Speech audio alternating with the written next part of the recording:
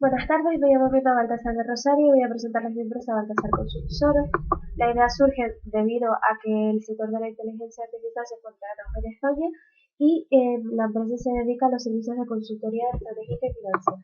Este es el domicilio social en la que es el domicilio número 30, datos de contacto tenemos email y teléfono y nuestras señas de identidad somos equipos jurídico y Meco. Ofrecemos innovación y desarrollo en los procesos de consultoría a través de la inteligencia artificial y flexibilidad de adaptación a cada caso del cliente. Vamos a analizar los revestimientos jurídicos del empresario individual y de sociedad de responsabilidad unipersonal. La principal ventaja del empresario individual es que es una forma empresarial idónea para el funcionamiento de empresas de mediano y reducido tamaño, y el principal inconveniente es la responsabilidad del empresario ilimitada. En cuanto a la sociedad de responsabilidad ilimitada, la principal ventaja es que una modalidad apropiada para la pequeña y mediana empresa, y el principal inconveniente es la restricción de la transmisión de las participaciones sociales. En cuanto a las dos actividades esenciales que desarrollamos la gestión del riesgo de crédito y el análisis desde el punto de vista del marketing. El proceso productivo de ambos consta de tres fases: en gestión total del riesgo de crédito, asesoramiento en la fase de tratamiento de crédito, en la fase de seguimiento del crédito y en la fase de recuperación. Y en el proceso productivo del servicio de asesoramiento marketing, establecemos la reunión con el cliente, asesoramiento según el caso y función de contenido y asesoramiento para acciones futuras. En cuanto al análisis AFO, vamos a destacar la principal debilidad, que es la empresa de reducida financiación y escasa financiación. Nuestra principal fortaleza es el alto conocimiento y cualificación del personal. La principal amenaza es los precios competitivos del mercado. Y la principal oportunidad es el crecimiento del número de empresas dedicadas a la inteligencia artificial en el sector espacial. Si pasamos al guión, si pasamos al Excel del planteamiento financiero, vemos que tenemos un guión de la relación de los conceptos. También tenemos la pestaña bucle, que nos muestra nuestro objetivo del valor de la empresa, a qué va ligado el funcionamiento circular que tiene la sociedad, que es el aumento del resultado de los intereses, producido por unas ventas. Esto implica un incremento en el endeudamiento y un aumento en la autofinanciación. Luego tenemos la pestaña de unidades en medidas, que son las distintas unidades de medida que vamos a emplear. Y luego tenemos la pestaña de colores, que son para cada tipo de variable el tipo de color que viene asignado. Pasamos a la pestaña símbolos. Entonces, en la pestaña símbolos vamos a hablar de tres cosas: del coste de capital, de el riesgo financiero a través de la posibilidad de insolvencia y del apalancamiento financiero. Entonces, el apalancamiento financiero va a ser el incremento de la presencia de las deudas en el pasivo y va a tener tres efectos positivos que los vemos aquí enunciados: el efecto fiscal, el coste medio ponderado se reduce al aumentar el peso de las deudas en el pasivo, y el premio, si lo hay, para la rentabilidad financiera de los recursos propios, siempre que dependa de dos condiciones: el precio de venta, que ha de ser mayor que el coste variable unitario del precio de coste, y que la rentabilidad de los activos ha de ser mayor que el coste de las deudas. Entonces, si nos vamos a una de las primeras fórmulas que vamos a tratar, que es el resultado antes de intereses, veremos que lo que nos muestra es que el resultado antes de intereses va a depender del valor por el precio de venta menos el valor por el coste variable unitario menos los costes fijos que tenga nuestra empresa. Vale, entonces, vemos que nuestra rentabilidad financiera va a depender de los resultados, nuestra rentabilidad económica va a depender de nuestros resultados antes de intereses y del pasivo que tenga nuestra empresa. Y luego vamos a tener la fórmula del CAI. Aquí el CAI realmente estaría actuando como interés del coste de la deuda. Entonces, tenemos que tener en cuenta que será siempre menor o igual el tipo de interés. Eso se debe que hay que darle más valor a nuestro trabajo, entonces CAI será más pequeño porque seguramente KS sea más grande.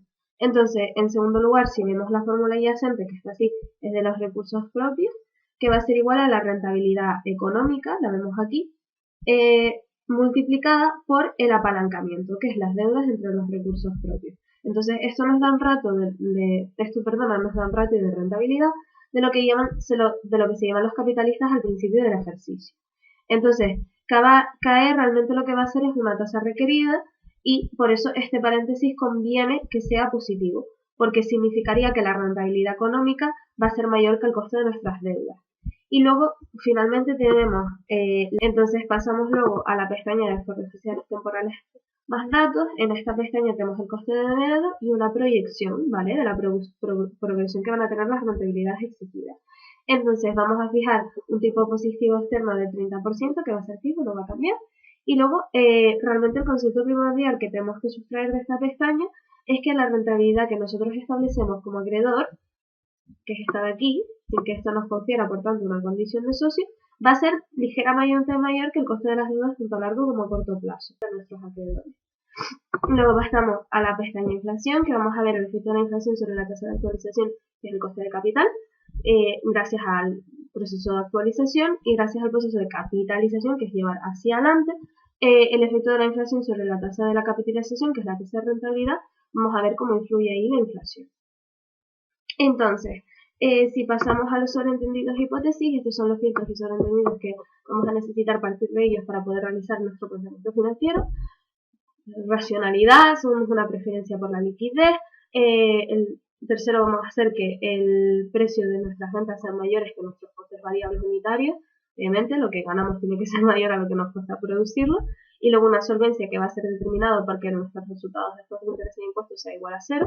Y luego vamos a establecer una relación de orden, que es que RF va a tener que ser mayor que la rentabilidad económica, que KE, que KO y que KI. Y luego los filtros podemos hablar que las ventas estimadas tienen que ser superiores a las requeridas y se debe disponer de unas necesidades de financiación, que vamos a poder ajustar, ¿cómo? Pues o incrementando los recursos propios o reduciendo nuestras inversiones. Entonces, después vamos a pasar a la pestaña estructura financiera óptima. La estructura financiera óptima, lo que vamos a ver es la relación entre KO, KE y KI. Vemos que KI va a ser constante, que KO es nuestro coste medio ponderado que va a depender de KE, lo vemos aquí en esta fórmula, y luego si observamos el último gráfico, veremos que el ratio de apalancamiento va a ser mínimo. Entonces, ¿qué significa? Que a medida que nuestro ratio de apalancamiento aumente, vamos a poder conseguir mejores costes medios ponderados y nuestra empresa va a crecer y conseguiremos una estructura financiera óptima. Entonces, las fórmulas que vemos aquí señaladas hacen referencia al valor de la empresa según las deudas. Entonces, la empresa entendemos que cuanto más crece, más se va a endeudar. ¿Y esto en qué se traduce? Pues se traduce en el que el coste medio ponderado de una empresa más endeudada va a ser más pequeño que el coste de una empresa menos endeudada. Y básicamente decir que el apalancamiento financiero, a medida que esto aumente, va a aumentar el riesgo financiero, pero también va a aumentar nuestra rentabilidad. Luego tenemos la pestaña del apalancamiento financiero, que vemos cómo lo podemos calcular, esta es la fórmula. Luego tenemos la pestaña ventas, que no es relativa ahora mismo porque vamos a estudiar las ventas más adelante. Estos son empresas de nuestro sector mediante la base de datos SAVI. Y luego este proyecto de gráfica que muestra cómo va aumentando el valor de la empresa, que esto es nuestro objetivo, que vamos a mirar durante la presentación. Y luego vinculación balances esbozos, aquí vemos cómo va a ser un balance de nuestra empresa, pero no vamos a detenernos en ello, porque si nos vamos a detener en la pestaña de vinculación balances esbozos, ventas requeridas, que esta, como vemos, está un poco más desarrollada. Partimos de que las ventas estimadas van a ser mayor que las requeridas, de que vamos a necesitar dos estructuras financieras y dos revestimientos jurídicos. Entonces, lo primero que vamos a ver es que al analizar nuestros estados contables vamos a poder manejar información sobre la situación económico-financiera de nuestra empresa. Entonces, el balance que va a hacer, pues va a analizar nuestra situación patrimonial desde una doble perspectiva, desde el punto de vista del activo, que es nuestra estructura económica, y el punto de vista del pasivo, que son nuestras obligaciones financieras. Entonces, vemos que nuestro activo, que está aquí, está compuesto en primer lugar por el activo fijo, que es una inversión que representa un empleo cíclico del capital, porque lo que pretendemos es garantizar la supervivencia de la empresa. Y al observar el resto de empresas en el sector, pues hemos determinado que esto va a ser más o menos las ponderaciones que va a tener nuestra estructura económica. Entonces, vemos que nuestro inmovilizado tangible vale 30 y que nuestro inmovilizado material vale 80. En estos momentos realmente no es necesario que estos valores sean mucho mayores porque lo que va a tener valor en estos momentos es nuestro servicio. Nuestros fondos de amortización acumulado van a ser 0, puesto porque pues, obviamente acabamos de empezar y además nuestras inversiones financieras no son depreciables y no van a tener amortización. Entonces es importante que las amortizaciones técnicas, que son las de aquí, sean mayores que nuestras amortizaciones financieras porque la tasa a la que se recuperan nuestros recursos tiene que ser mayor a los pasivos exigibles. Entonces, si pasamos a nuestro activo circulante, este va a depender de nuestro activo fijo y del ciclo de explotación, y al contrario de que el activo fijo se trata de un empleo cíclico del capital, porque es a corto plazo, ¿vale? Es una inversión a corto plazo que vamos a convertir en liquidez a través de la venta.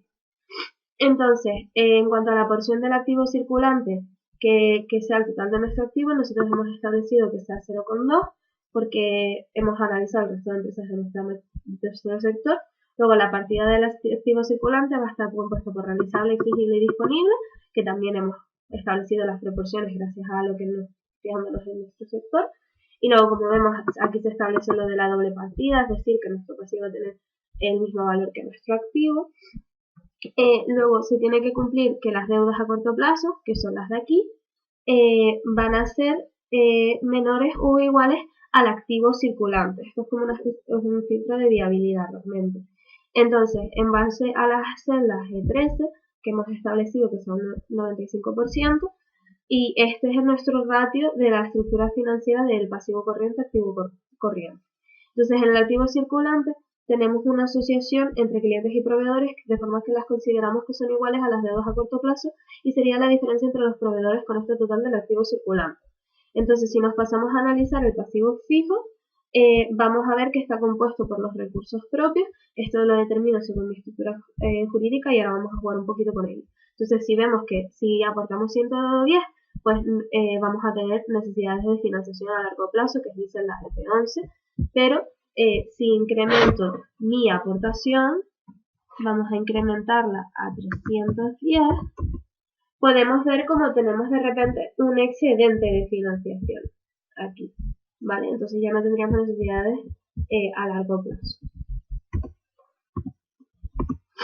De acuerdo, entonces, ¿qué ocurre? Aquí es lo que estamos diciendo anteriormente. Si tú no puedes cubrir tus necesidades de financiación a largo plazo, lo que puedes hacer es incrementar tus aportaciones o reducir tus inversiones. Entonces, pasamos la cuenta de resultados. Aquí las cuentas de resultados nos muestra cómo vamos a repartir nuestras ventas requeridas entre las distintas partidas de gasto. Tenemos los gastos del personal, otros gastos que pueden ser con la electricidad y todo esto. Hemos establecido una tasa de retención del 1,10, ¿vale? Y esta se va a mantener constante durante los siguientes ciclos. Y luego es importante que respondamos que uno de los filtros de viabilidad de la empresa es que las ventas requeridas sean menores que las estimadas. Entonces, vamos a tener dos tipos de financiación interna. Está la financiación de mantenimiento y la financiación de enriquecimiento. La financiación de mantenimiento va a ser nuestras amortizaciones y provisiones y la financiación de enriquecimiento va a ser nuestras reservas que destinamos al año siguiente. Entonces, nuestra amortización técnica tenemos que tener en cuenta que se calcula con métodos que pretenden valorar la depreciación, pero que no tienen en cuenta el papel financiero de las cuotas, es decir, el valor de que tiene el dinero realmente en el momento que lo dispongo cada año. Entonces, podemos ver también que en mi cuenta de resultados tengo un resultado antes de intereses al que le voy a restar los gastos financieros tanto de las deudas a largo plazo como de las deudas a corto.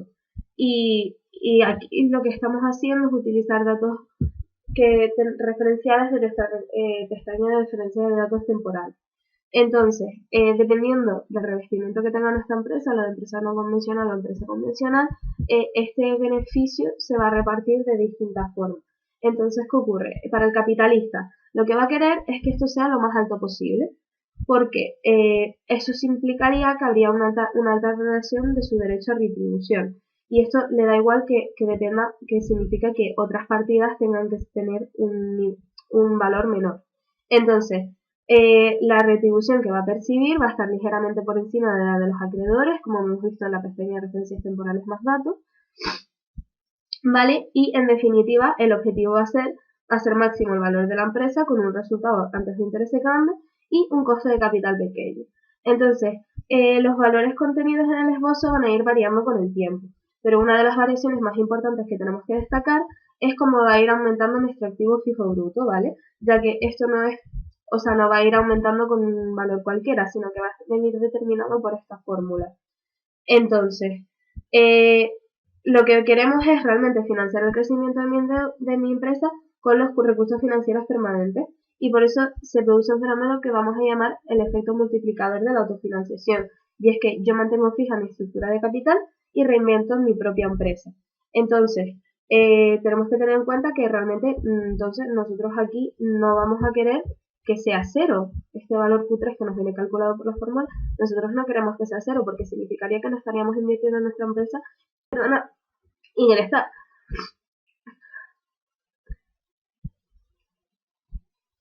Vale, no vamos a querer que este valor sea cero porque si no significaría que no estaríamos invirtiendo en nuestra empresa y nuestra empresa no crecería. Entonces, el aumento del valor de nuestra empresa va a producir un aumento de la rentabilidad económica y del endeudamiento. Vamos a pasar ahora a la pestaña Foco Valor, ¿vale? Entonces, la primera fórmula en la que vamos a detenernos es esta, que nos muestra el valor de la empresa en el momento t-1, es decir, en el momento anterior a t, y tenemos que tener en cuenta que nuestra empresa va a tener una vocación de permanencia. Entonces, lo ideal aquí realmente sería calcular el valor descontando los flujos de beneficios. ¿Qué pasa? Que como no podemos descontar flujos de renta, sino únicamente los flujos de caja, pues tenemos que acudir a los flujos netos de caja operativo. Entonces, aquí KO va a actuar como si fuese la TIR, y como no podemos conocer los flujos netos de caja, pues vamos a recurrir al resultado agentes de intereses, que si seguimos la demostración matemática de la fórmula, vamos a ver que va a depender de los recursos ajenos y de los recursos propios. Pero como podemos hacer que KI sea menor según a medida que aumente pues nuestros resultados antes de intereses, lo que vamos a poder hacer es que el valor de la empresa realmente acabe dependiendo únicamente del resultado antes de intereses, y eso es lo que sería básicamente la teoría de no linealidad. Vemos aquí abajo, realmente nuestra empresa va a depender de este valor. Entonces, si bajamos más, vamos a ver otra fórmula que nos muestra el valor de la empresa según el valor de los socios. Pero realmente esta fórmula no es muy precisa, porque lo que hace es determinar una rentabilidad económica total constante, y eso no es viable porque significaría que nosotros estaríamos percibiendo el mismo salario por nuestras funciones durante toda la vigencia de nuestra empresa, y sabemos bien que esto no es así, que a medida que crezca nuestra empresa pues también va a crecer nuestro salario. Entonces, no es muy precisa esta fórmula. Y finalmente decir pues que las deudas van a tener un KI hasta el coste interbancario, que es el coste de mercado, y que el valor de nuestra empresa va a ir aumentando con el tiempo. Luego, si pasamos a la pestaña KI constante y KI variable, muestran cómo va a tener, cómo afectan estas dos variables a el valor de la empresa. Lo vemos aquí gráficamente. Luego tenemos la pestaña del valor de cada socio, pero no vamos a detenernos en esta pestaña porque vamos a explicar los conceptos recogidos en ellas en pestañas posteriores. Y tampoco nos vamos a detener en proyecto V empresario de empresa convencional y empresa no convencional, porque también lo que se detalla aquí los hemos estado explicando a lo largo de la exposición. Sí nos vamos a detener en la pestaña del gris al rosa. Entonces, ¿qué es lo que pretende mostrarnos esta pestaña? Como hemos discutido ya con anterioridad, el valor de nuestra empresa va a ir creciendo. Y esto significa que vamos a obtener mejores condiciones de financiación porque va a aumentar nuestra credibilidad frente a los acreedores. Entonces, esto a su vez supone una alteración de la rentabilidad financiera y del KI, y nos permite ganar más como capitalista, o sea, menos como capitalista y más como profesional a través del sueldo. Entonces, ¿qué pasa? Que no podemos ser insolventes, entonces el resultado va a tener que ser siempre mayor que los intereses y no podemos llevar esta práctica al extremo. Pero realmente sería, teniendo los mismos en los bolsillos, aumentar el valor de la empresa al poner más en la cartera del profesional a costa del capitalista. Entonces, siempre y cuando esta práctica, como os he dicho con anterioridad, no se lleva a extremo, y tenemos que tener en cuenta que si se percibiese la renta como capitalista, no se valoraría bien la condición de empresario, sino solamente la aportación de capital. Vale, pues vamos a pasar de esta pestaña del gris al rosa a la pestaña de renta-valor del empresario. Como vemos, a medida que va aumentando el valor de la empresa, va a aumentar paralelamente el valor del empresario, y viceversa, cuando el valor de la empresa decrezca, también va a decrecer el valor del empresario. Es lo que nos muestra esta pestaña.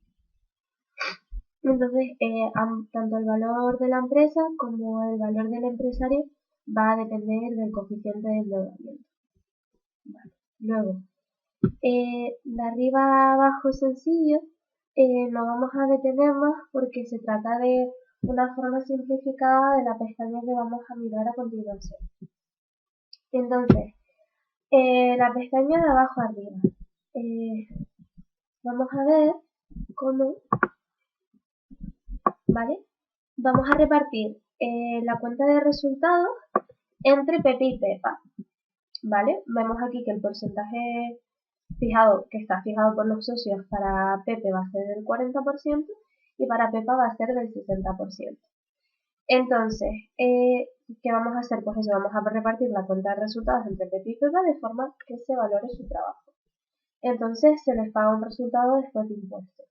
y como que puede ser o con una RF máxima o con una FR mínima o con una RF ligeramente porcentualmente por encima de KI, que es el coste de las deudas. Entonces, vamos a distinguir dos tipos de empresas, una empresa convencional y una empresa no convencional, que se va a caracterizar porque si los socios han puesto dinero, son socios en virtud de su condición como profesionales y percibirán intereses en este caso. Entonces vamos a estimar unas ventas,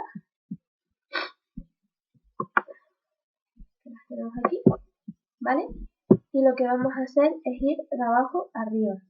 Entonces, de forma que la empresa capitalista convencional se les tiene que pagar un resultado después de impuestos que vamos a tratar que sea máximo. Entonces, sea como sea la forma jurídica, en todo caso tenemos unos intereses de las deudas que van a ser siempre los mismos, teniendo en cuenta los porcentajes establecidos en este documento. Entonces, en todo caso se trata de tener un resultado antes de intereses que maximice y que me permita pagar a esos intereses y que me quede dinero realmente, o sea, aquí, para repartirlo entre los socios. Entonces realmente es obtener una máxima de RF. Y por ello es imprescindible que nuestro beneficio pues no sea cero. Lo tenemos aquí y aquí. ¿Sí? Aquí, ¿vale? Que no sea cero. Pero realmente vamos a ver aquí y aquí que esto tampoco tiene por qué producirse porque no tiene por qué en la empresa capitalista no convencional, ¿vale? Entonces, en este caso es evidente que el beneficio se nos irá una parte de reservas y otra parte de impuestos. El beneficio que tenemos aquí, vemos que una parte se nos da impuestos y otra reservas. Entonces, es por ello que para hacer máximo el valor del socio hay que hacer mínimo la rentabilidad financiera. En la empresa capitalista no convencional, todo lo que cobramos como capitalista lo vamos a hacer como profesionales. Entonces se caracteriza porque Pepi y Pepa van a ser prestamistas que incurren en una deuda. Entonces no solo van a tener el gasto de personal que vemos aquí, sino como socios, sino también unos intereses de capital. Vemos aquí que según la asociación interna, con base en los argumentos que consideren oportunos los socios, se va a fijar este gasto de personal, y es la renta estimada obtenible en condición de asalariado, la valoración mutua y todo eso. Entonces, tenemos en cuenta que si Pepe quiere incrementar lo que va a percibir, va a ser en detrimento de Pepa y por eso tiene que ser como un acuerdo mutuo, ¿vale? Entonces, no vamos a hacer, no hace falta tener beneficios para repartir capital en una empresa capitalista no convencional y evidentemente en una empresa capitalista pues va a tener un mayor RF, pero porque no se pagan impuestos, ¿vale? Entonces, desde el punto de vista de las ganancias en términos absolutos, en este caso aislado concretamente, si miramos aquí, ¿vale? Tenemos que más o menos van a percibir lo mismo en ambos tipos de empresas. Lo que pasa es que la suma va a ser ligeramente superior en la primera, que es la capitalista convencional, y esto va a ser en este caso concreto, ¿vale? Entonces, pero vemos que obviamente con el paso del tiempo, a medida que la empresa va creciendo, con la bajada de intereses que influyen en el KI, pues se supone que la empresa capitalista no convencional pues va a ser la que tenga más valor, ¿vale? Entonces este es el caso concreto. Entonces, si nos vamos a la pestaña de abajo arriba, gráfico, lo que vamos a ver es que la empresa va a crecer con el tiempo. Vemos aquí los valores de PP tal, vemos aquí la curva ascendente. Entonces, la empresa crece con el tiempo y da igual con cualquier tipo de apalancamiento, perdona, porque si solo incorporamos de un año a otro las reservas y la amortización acumulada, vamos a tener un balance mucho más pequeño y mucho más costoso. Entonces, cuando haya más volumen de recursos propios y mayor volumen de requerir con la que poder devolver la deuda, y vamos a tener que aprovechar lo que es nuestra autofinanciación para pedir más dinero. Entonces, el efecto aparentemente contraproducente, podríamos decir, que va a tener este endeudamiento, se va a aprovechar para pedir más dinero, invertir más. Entonces, aumentas tanto el endeudamiento como la financiación. Y es por eso que realmente nuestro valor de empresa siempre va a ir aumentando con el tiempo. Y luego si vamos a abajo ventas requeridas, es importante que estimemos realmente las ventas que vamos a requerir para poder maximizar el valor de nuestros socios, o sea, que va a perseguir nuestros socios y también de la empresa. Entonces, la primera novedad que vamos a ver es esta columna de aquí. Voy a sí, para que la veamos bien, esta columna de aquí con los porcentajes, y es que vamos a repartir las ventas requeridas porcentualmente entre las distintas partidas de la cuenta de resultados. Antes vimos que en la pestaña anterior esto no lo aplicábamos, y en este sentido vamos a tener un reparto de ingresos entre los gastos antes de intereses que tendrán que cumplirse para que nuestra empresa sea solvente. Entonces, como Pepe y Pepa los consideramos acreedores financieros, vamos a intentar hacer máximo el valor del gasto de personal de los socios a lo largo de los años y van a ir disminuyendo nuestras amortizaciones.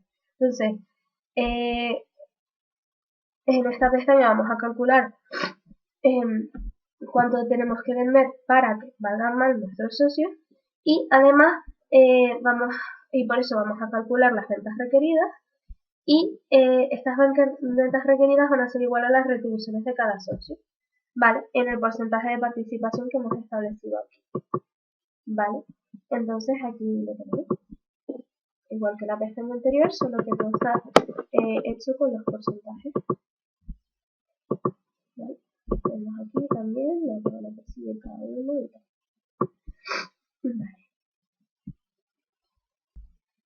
De acuerdo, vamos a pasar a la pestaña de tasas y factores de descuento. Esta nos va a permitir, estos son los datos que vamos a utilizar en el programa dual y el programa primal y también el cálculo de otras variables.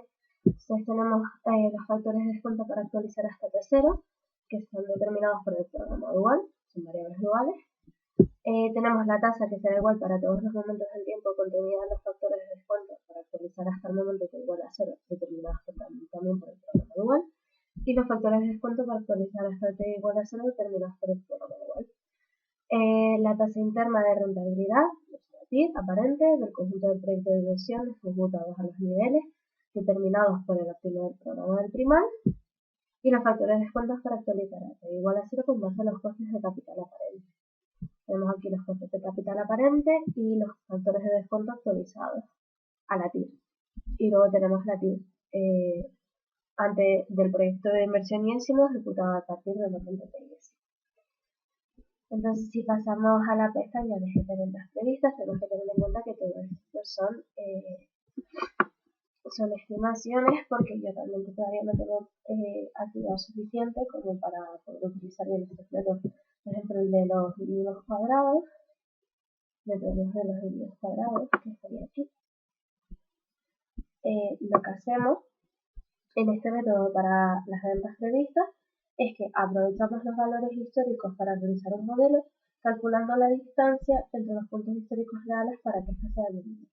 Y este método presupone que las circunstancias que explicaron un volumen de ventas en un determinado momento van a ser las mismas en un futuro, en una proyección futura, ¿vale?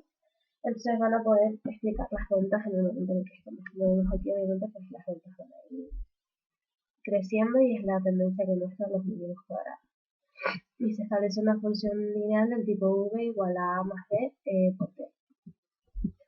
Entonces pasamos luego al método del total anual móvil.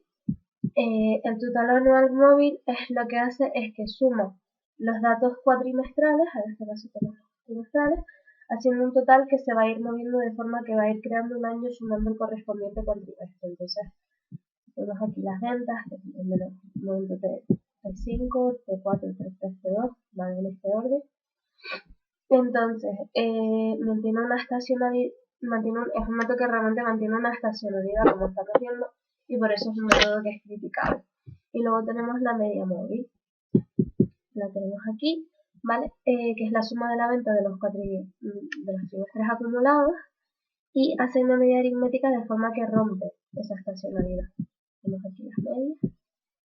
Entonces, finalmente se comparan los distintos métodos. Finalmente vamos a comparar los distintos métodos, ¿sí? Ahí está, multiplicando por los precios de venta y para poder realizar la comparación en unidades monetarias. Tenemos una situación pesimista, una situación optimista y la modal, ¿vale? Entonces va a ser una distribución rectangular y donde se va a distribuir toda la probabilidad de forma igual. Si pasamos al eje de las ventas requeridas, en esta en el eje de las ventas requeridas, lo que vamos a poder es observar que vamos a establecer un RF que sea mayor que el KI, vamos a calcular el peso de la retribución del empresario y vamos a valorar la estructura de los gastos antes de impuestos para hacer máximo el valor del empresario. Entonces, si vemos aquí tenemos el salario estimado con una tasa de crecimiento del 5%, y esto es lo que vamos a conseguir comparando cómo sería nuestra retribución si trabajásemos para otra empresa, teniendo en cuenta que obviamente al tenerla nuestra propia, pues estaremos asumiendo un riesgo mayor y por tanto la distribución debería ser mejor. Y luego aquí tenemos la renta del trabajo requerida, que es la prima por riesgo profesional del 3%, y luego tenemos un procedimiento alternativo que sería el de esta fila 22. Y podemos ver realmente que en 5 años se gana más que una persona asalariada. Y esto es importante porque los cálculos de los valores vamos a usar una ecuación que es y igual a más b x, que supone un crecimiento lineal de la retribución. Entonces es importante que podamos constatarlo. Y se base a la determinación de las cantidades. Entonces, la fila 20 nos ofrece un abanico de rentas y estas pueden cambiar de un periodo a otro. No pueden ser modificadas, no hacen falta que sean especialmente. Vale, y luego si pasamos al beneficio por ventas, vamos a ver que ahora sí subimos a la fórmula, ¿vale? Que el beneficio por participación realmente lo que va a tratar de calcular es el ejercicio de las unidades físicas para lo que es indiferente a la estructura financiera que nosotros hayamos elegido inicialmente. Lo que hablábamos en la pestaña de vinculación de balances y esfuerzo de ventas requeridas en los 310 y los 110 como aportación de capital social. Entonces, el gráfico que vemos a continuación corresponde al cálculo de unos parámetros y nos muestra el apalancamiento financiero, y lo que podemos ver es que a partir de este determinado punto de corte vamos a preferir esta estructura financiera a esta, la azul a la rosa. Y el problema realmente es que todo esto nos sirve para una producción simple, pero como nosotros tenemos varios productos, vamos a tener que relacionar todo esto con las unidades monetarias. Decir que en la fórmula de aquí abajo, I' y N' son incompatibles, de forma que si hay I', N' va a desaparecer y viceversa. Y básicamente tenemos aquí la probabilidad de Chebyshev en base a los beneficios de participación y cómo se desarrolla el teorema central del límite. Entonces, si pasamos al eje de ventas estimadas requeridas, aquí vamos a ver que vamos a establecer una serie de ventas estimadas hasta 5 años, ¿vale? Entonces estas son mis estimaciones y yo las voy a requerir en T5 con un porcentaje de crecimiento del 30%, ¿vale? Y al requerirlas, estas serían mis ventas estimadas requeridas. Entonces, se crea como una especie de situación híbrida. Y esto sería pues la representación gráfica de mis ventas estimadas requeridas. Luego, si pasamos al eje de ventas estimadas con certeza, las ventas estimadas ligadas en el caso de las ventas pueden quedar explicadas sustancialmente. Es decir, esto es un mecanismo, sobre todo una precisión, porque el activo sólido se puede referir a su masa de activos si fuera menester. El tamaño de la empresa, que se puede medir a través de varias magnitudes, que está la plantilla, recursos propios, activos sólidos, cifra de negocios, no tiene que ser una causa suficientemente explicativa de las ventas. Las ventas dependen del esfuerzo comercial o conjunto concatenado de políticas sobre el producto, la distribución y promoción. Entonces, ¿de qué va a depender nuestras ventas? De nuestro coeficiente de rotación y del total del activo. Y multiplicando el coeficiente de rotación por el total del activo, vamos a obtener nuestras ventas estimadas con certeza. ¿Están? Aquí. Vale. Luego, si pasamos a la eje de ventas estimadas estadísticas, esto va a ser la previsión de las ventas para dentro de un año. Entonces, partiendo de la tasa de crecimiento estimada, que serían las unidades físicas del producto 1 como referencia, vamos a utilizar una media ponderada por las inversas de las variables y miraremos con la T n observaciones y n-1 grados de libertad. Entonces, calculando el error de la varianza estimada aleatoria en lugar de estimar las ventas por otro lado. Lo que vamos a hacer es preguntar a personas con conocimiento y experiencia y vamos a agruparlos en pesimista, moda y optimista. Entonces, y moda, y vamos a tener un error del 10%. Vamos a revisar los cálculos en estas dos columnas y vamos a conocer la inversa del error sistemático de la fórmula de arriba, y este va a ser nuestro riesgo total, el 4,07, como desviación típica entre la medida de la varianza, es decir, el riesgo de la medida de la posición por mirar. De este modo, en esta fórmula, que entonces si pasamos a la pestaña de Student, es una tabla con las probabilidades de Test Student para determinados niveles de confianza. Luego tenemos la pestaña de parámetros en densidades contingentes, que nos muestra para una función de densidad rectangular, triangular y la beta simplificada con nuestras estimaciones optimistas, pesimistas y de modo cómo podemos calcular las esperanzas matemáticas, ¿vale? Y aquí tienen la aplicación de las fórmulas. Entonces, si pasamos luego a las funciones de densidad, aquí tenemos la muestra de las funciones de densidad utilizando las fórmulas que hemos visto en la pestaña anterior, ¿vale? Y luego tenemos la diferencia entre estadístico y estimador, aquí, ¿vale? Contenida en esta pestaña, y luego el filtro 2, ¿vale? El filtro 2 va a ser la comprobación de signos de la desigualdad entre las ventas requeridas, que han de ser menores o iguales que las otras dos, y las previstas, si es posible confeccionarlas y estimarlas, ¿vale? Esto es lo que se contiene en esta pestaña. Luego aquí tenemos el cálculo del cabo y la representación gráfica de los resultados, y luego tenemos una demostración de matemática de por qué el cabo no tiene por qué ser constante. Luego aquí pasamos a, aquí tenemos una relación de los costes variables y los costes fijos, que tenemos contenido en la tabla que vemos a continuación, y es que para unas ventas dadas hay una serie de costes, ¿vale?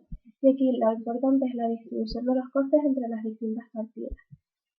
Si nos fijamos en esta fórmula, vamos a ver que el precio técnico va a ser igual al coste fijo más el coste variable unitario, de forma que la competitividad de la empresa tiene que ver con la configuración de los costes de la tabla. Una vez tengo las ventas a los costes totales, le resto los costes fijos en función de la columna de porcentajes de costes fijos, que es esta. Vale, entonces pasamos a la pestaña de documentos contables. Esta pestaña es una de las más importantes que tenemos en el Excel, ¿vale? Y lo que vamos a ver es los ejercicios divididos en columnas, empezando por una empresa, si la minimizamos, lo vemos mejor, ¿vale? Vamos a empezar por una empresa que no ha nacido con datos preparatorios, cuando la empresa todavía no ha nacido y este balance vemos que está copiado 2 veces, viendo los desembolsos iniciales, y tendremos una financiación dada por un aumento del endeudamiento de los activos fijos de los flujos netos, que forman la financiación interna.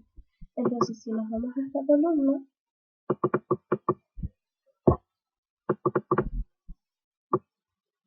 ¿vale? Vamos a ver que tenemos una serie de ratios, ¿vale? Que se van a agrupar en distintos grupos, ¿vale? Tenemos, si nos vamos al comentario un segundo, para que nos permita verlo mejor, Tenemos los ratios estáticos del activo circulante, ratios de estructura económica, los ratios estáticos de estructura financiera, los ratios estáticos de financiación, los ratios de equilibrio económico-financiero y empezamos con los ratios dinámicos, que serían la actividad del ejercicio económico, la amortización técnica del ejercicio, de costes del ejercicio económico y de gastos del ejercicio económico y de rentabilidad del ejercicio económico. Entonces podemos ver cómo tenemos dos bloques de ratios, los estáticos y que son los que tienen que ver con el balance y los dinámicos que pues con la cuenta de resultados realmente del año siguiente. Entonces vamos a tener unas reservas que costarán en los activos. Si nos vamos a por arriba, vale, si nos vamos a K24, ¿vale? Esto es la prima que compone el riesgo, ¿vale? Y va a ser una prima por encima de los acreedores, ¿vale? Entonces, una última columna, ¿vale? Que va a estar al final de todo, va a ser el estado de aplicación de origen y fondo. Y en esta columna lo que veo es la variación del capital social y al tener los balances lo que voy a ver también es mi financiación externa. Entonces, si nos vamos a la celda H60,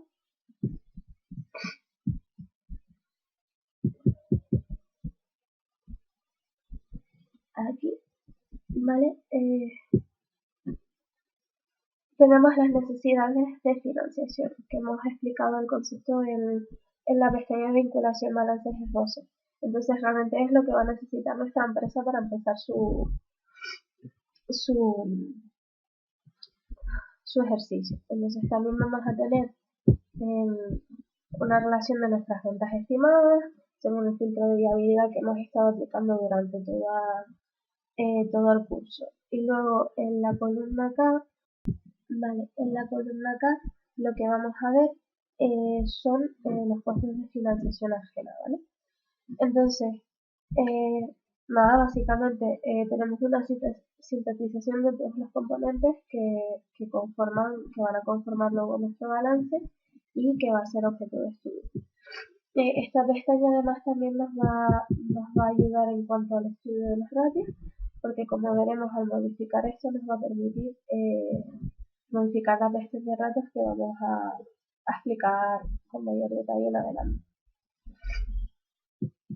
Entonces, documentos contables sigue, no vamos a detenernos en esta pestaña, sino que vamos a pasar a la de presupuestos de financiación. En la de presupuestos de financiación vamos a ver que tenemos dos zonas, la de aquí y la de aquí. Si ampliamos, vamos a ver, lo que voy a hacer es mantener una estructura financiera constante. Entonces no puedo aplicar la fórmula del VAR porque los CAI son distintos en cada momento del tiempo. Por lo que veo cómo se van amortizando los préstamos y que no queda ni dinero para el segundo año. Deudas a corto plazo que ya se han amortizado y para mantener el 90% tengo que ocurrir en un nuevo endeudamiento, ¿vale? Que es este, que aparece aquí. Entonces, en la parte de arriba lo que voy a tener, si subimos, es un plan financiero que trata de traer el dinero disponible al momento cero, para que los desembolsos iniciales sean financiados con financiación a largo plazo externa, calculando cómo el dinero necesitaremos traer para que ningún proyecto quede sin financiación y no se incurran costes ociosos. Entonces, en B16, el incremento del endeudamiento al préstamo, se va a poder devolver de tres formas: la amortización, anualidad constante y lineal. Y vale, y luego pasamos a las cuotas de amortización técnica. Todas tienen en común que la suma de las cuotas es el coste histórico menos el valor real, pero para ello no se puede hacer el BAM de estas cuotas. No podemos hacer el BAM de estas cuotas porque las cuotas de amortización son meros apuntes contables que lo que me permiten es invertir. Entonces, tenemos aquí el CAE, ¿vale? Que es la tasa exigida a los capitalistas, que es lo distinta de resultados después de intereses de recursos propios. Y la primera de ellas es la que nos viene dada por documentos contables, ¿vale? Y es una prima por encima de nuestro KI, descontamos de los flujos de renta que no hemos pagado y, mira, y cuando no conozco el coste histórico comparo los reales y reasigno recursos, ¿vale? Entonces busca la función objetivo que optimiza para cada valor del parámetro que genera el sistema, ¿vale? Entonces si pasamos a la pestaña ratio, ¿vale? Esto ya lo hemos hecho utilizando la pestaña de documentos contables. Hemos copiado aquí los valores que tanto para 310 como para 110. Obviamente pues los ratios estáticos no se van a ver alterados, pero los ratios dinámicos sí. Entonces, si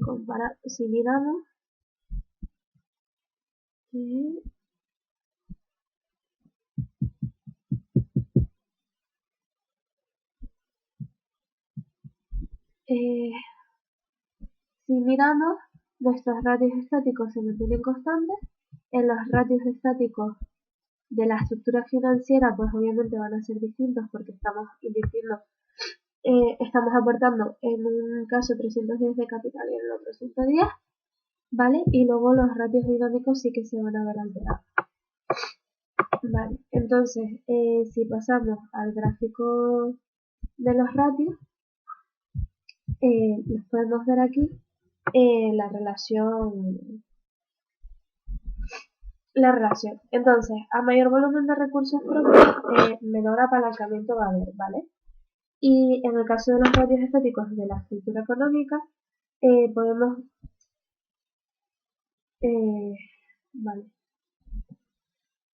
podemos ver la evolución que ha tenido los siguientes gráficos. Entonces, lo que vamos a hacer es relacionar el coste de capital con el coste de los años. Tenemos KI a lo largo de los años y el coste de capital propio, que es KE. ¿Vale? Tenemos los ratios estáticos, ¿vale? Y los dinámicos, ¿vale? Entonces, esto va a estar ponderado con el paso de los años y en el caso de KO vemos cómo va disminuyendo, ¿vale? Entonces, vemos como los ratios casi todos tienen un crecimiento, ¿vale? ¿Vale? Entonces, si nos pasamos a la distribución de la probabilidad, en esta pestaña destacar que faltarían las tablas del dibujo de las dos colas, ¿vale? Eso lo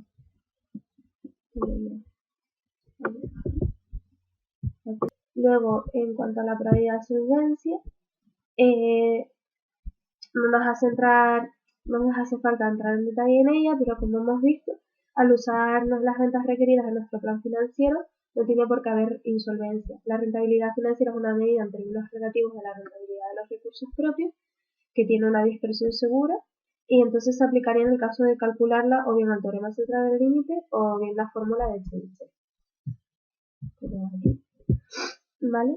Y en caso de que el resultado fuera negativo, es decir, que si fuéramos insolventes, habría que una de las magnitudes que realmente habría que modificar o podríamos modificar más fácilmente sería el precio de venta, y eso aumentaría los intereses. Entonces, la probabilidad de solvencia según los casos del procedimiento, ¿vale? Entonces, si vamos a la pestaña de Bantir liquidez, podemos ver cómo de aquí a aquí son los incrementos de las ventas. Aquí tenemos los flujos de caja operativos, ¿vale? En estas celdas tenemos los flujos de caja operativos, ¿vale? Tenemos aquí la información inicial, ¿vale? Y hay dos métodos de valoración de proyectos, la BAN y la TIR, ¿vale? Y este sería pues aquí se reunirían en uno solo después los dos presupuestos de inversión. La tasa de comparación que vamos a utilizar es la K, Y el método de amortización son salida de caja que no están en el balance. Con base a las informaciones expuestas, pues podemos calcular pues, los saldos finales. Entonces, eh, si nos vamos a IH 14, ¿vale? Aquí y aquí, ¿vale? Esto es lo que ya está contenido en esta línea, ¿vale? Entonces, interesa cometer proyectos de inversión con flujos de caja operativos para hacer frente a los compromisos financieros y tendremos que mirar si es suficiente con la financiación interna y recurrir lo mínimo posible a la externa, ¿vale? Entonces, si pasamos a la pestaña de optimización producción certeza, en esta pestaña vamos a ver el programa primal y el dual y un ejemplo en el que partiremos de un supuesto de pantalones y camisas. En este, X1 son camisas y X2 son pantalones. Y luego vamos a medir en horas hombre, en materias primas y en horas máquina, ¿vale? Entonces, estos son la cuantificación de las variables y vamos a tener también los factores, ¿vale? Y luego vamos a tener pues las restricciones físicas, financieras y técnicas, ¿vale? Nuestra función objetivo viene aquí definida y le tendremos que aplicar esta serie de restricciones. Entonces, el dual da la siguiente información, da esta.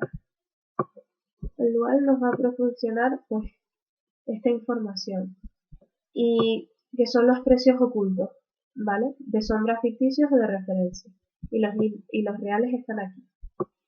Entonces, no voy a multiplicar por el coste real, que es una incógnita, sino por el ficticio o de sombra, y se formará una matriz traspuesta que ya hemos realizado con anterioridad. Entonces, para poder hacer el programa dual utilizando el solver, tendremos que hacer mínimo el coste de producción teniendo el coste real pero no el teórico.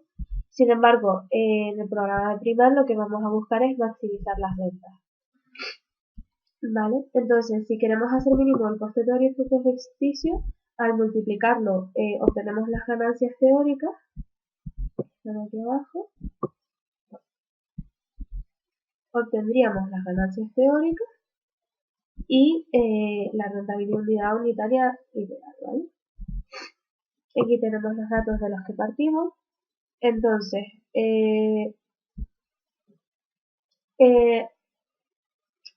lo que nos va a permitir realmente es con el consumo de los factores cuál va a ser mi ganancia teórica por unidad, ¿vale? Entonces, se incorporan a su vez el precio real y el precio teórico, ¿vale? Y luego, la optimización esbozo pues sería un esbozo de cómo funcionaría pues, nuestra optimización. En la pestaña de PIB KTT es muy parecida a la pestaña de optimización, pero tenemos 20 matrices para cada caso. Entonces buscamos la varianza del band del paquete de inversión. Como vemos, formamos una matriz para el primer parámetro, para el primer paquete, para el segundo paquete, y esta sería pues la matriz que conforma los dos. Conforma así. Entonces, si nos vamos a la pestaña de PIB o presupuestos de inversión, hacemos un despliegue de los proyectos, que es una simplificación de inversión y financiación de los proyectos de inversión, estimando las cantidades verdes y amarillas, tenemos aquí, mediante su esperanza y desviación. De acuerdo con el primal, si uso estas incógnitas no se rompe la caja, por lo que tengo autofinanciación de todos los ejercicios, sin necesitar la financiación externa. Entonces tengo un exceso de liquidez. Si observamos aquí en la línea 23, tenemos el cada de los que obtenemos de nuestros documentos contables y en la línea 24 tenemos los factores calculando aquí, ¿vale? El van de las cantidades que me sobran si ejecuto en un proyecto hipotético. Lo calcularíamos aquí, ¿vale? Entonces, aquí lo que vamos a encontrar son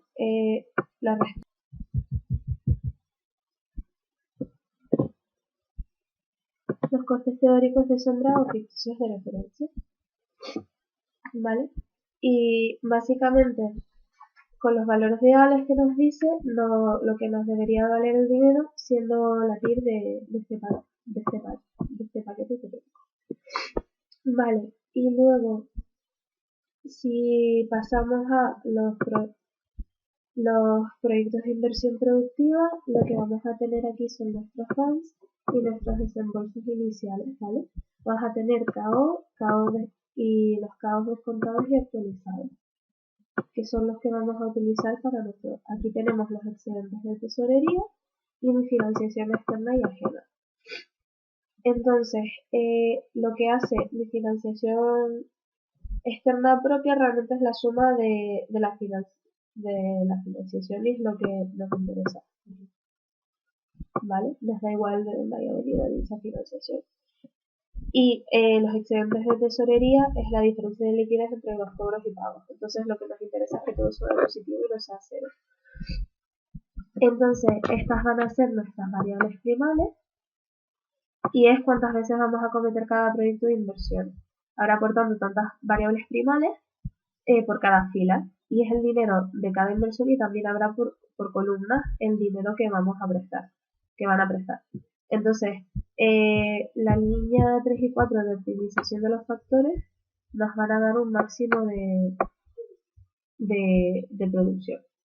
Entonces tenemos que tener en cuenta que las variables duales pueden ser teóricas de sombras ficticias o de referencia y siempre que tenga dos proyectos pueden ser dependientes positivamente o negativamente. El caso especial es cuando la positividad es tan buena que se dice que son acoplados, ¿vale?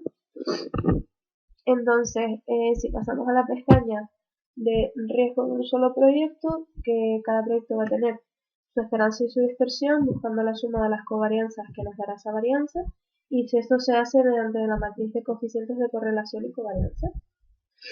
Y aquí tenemos la matriz de covarianza descontadas, ¿vale? Entonces, el riesgo de este proyecto es igual que la pestaña anterior, solo que aquí aparecen pues, estos calculados, y esto es un ejemplo ilustrativo del solver, ¿vale? Y luego pasamos a la pestaña optimización. Es usar variables duales y primales, ¿vale? Y lo que vamos a buscar es la simetría. Entonces, la tasa escondida en los factores de descuento va a coincidir con la TIR del conjunto de proyectos de inversión. Aquí tenemos, espérate, perdón. Aquí tenemos gráficamente la solución a nuestra función objetivo y a las restricciones. Entonces, la TIR del conjunto de proyectos de inversión acometidos a los distintos niveles que proporciona el óptimo del primal tiene que coincidir realmente con la tasa de descuento implícita en los factores de descuento del dual. Y el riesgo es que el dinero que habría que destruir tome valores más altos al principio que al final, por lo que condiciona el programa lo que vamos a obligar es al programa a que los excedentes sean mayores cuanto mayor sea el excedente. Entonces esta transferencia de fondos no se puede generalizar porque iría en contra de lo que se pretende, que esos excedentes con valores máximos. Entonces, realmente la optimización es decir que conlleva hacer reajustes en la simulación. Entonces aquí tenemos el paquete de proyectos de inversión, ¿vale? Y con los factores de descuento. Los datos que se introducen en la celda deberán ser los adecuados para que los proyectos de inversión incrementen el valor de la empresa, para que las probabilidades de que el valor de cada proyecto sea mayor a una tasa requerida por el planificador y para que los variables de las palabras primales iguales sean razonables. La tasa contenida en los factores de descuento actualizados, que son las variables duales, debe relacionarse con la tasa interna de rentabilidad del conjunto de proyectos de inversión. Entonces, no vamos a tenerlos ni entre Markowitz, ni en Markowitz esposo, pero sí en Harry Markowitz Harry. Entonces, ¿qué pasa aquí? Pues que cuando las X no son iguales a las que yo tenía en mi desembolso inicial, voy a tener que cambiar las inversiones. Y eso va a producir que se produzca efectos en la cuenta de resultados. Entonces, tengo unos activos y a cada uno de ellos le destino un porcentaje del presupuesto. Y si no quiero realizar tanta inversión, pues voy a acudir a la pestaña de préstamo y endeudamiento, ¿vale? Si me voy a la pestaña de préstamo y endeudamiento, lo que tengo es, en este caso, activos sin riesgo. Y luego finalmente la última pestaña, que es la de descuentos de proveedores, son los descuentos que puedo obtener pagando mis proveedores en distintos tiempos y en distintas formas. Y nada, muchas gracias.